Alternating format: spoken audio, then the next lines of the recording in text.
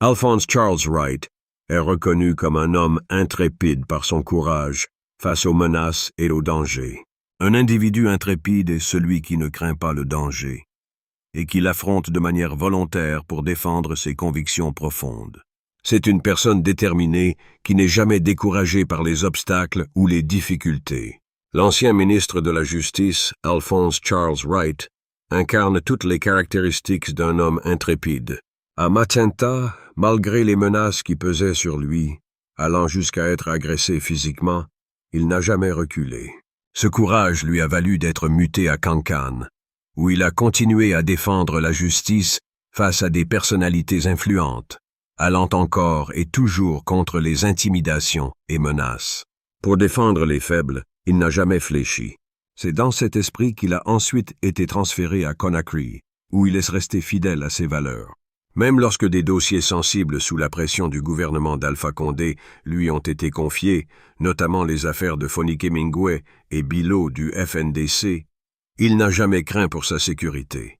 Malgré les menaces, il a fait appliquer la loi, ce qui a conduit à la libération de ces derniers. Cette attitude intrépide lui a valu une mutation à Dubreka, avant que sa situation ne change avec l'intervention du général Mamadi Doumbouya et du CNRD, qui ont pris les rênes de la nation le 05 septembre 2021.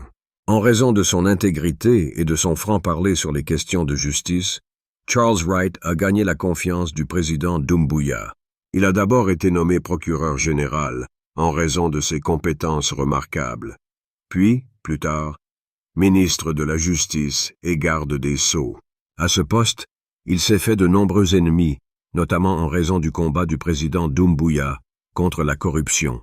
Qui mieux que ce jeune ministre intrépide et incorruptible pour mener cette lutte? Dans un pays encore dominé par le cartel de la corruption, il a mené une guerre sans relâche contre les figures influentes du réseau de la corruption, ce qui a conduit à son maintien au poste de ministre de la Justice et à sa promotion en tant que ministre d'État.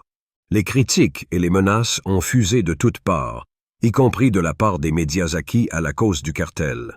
Pourtant, malgré cette campagne de dénigrement, il s'est révélé encore plus fort, plus résistant et façonné par les épreuves. Il est prêt à relever de nouveaux défis pour le bien de son pays. Malgré qu'il fut remercié par le chef de l'État du fait que ses détracteurs plongèrent dans la bassesse en vue de le détruire moralement, physiquement, spirituellement. Il continue de réaffirmer sa loyauté envers le président Doumbouya, qui a su reconnaître en lui un leader dynamique et intraitable, en lui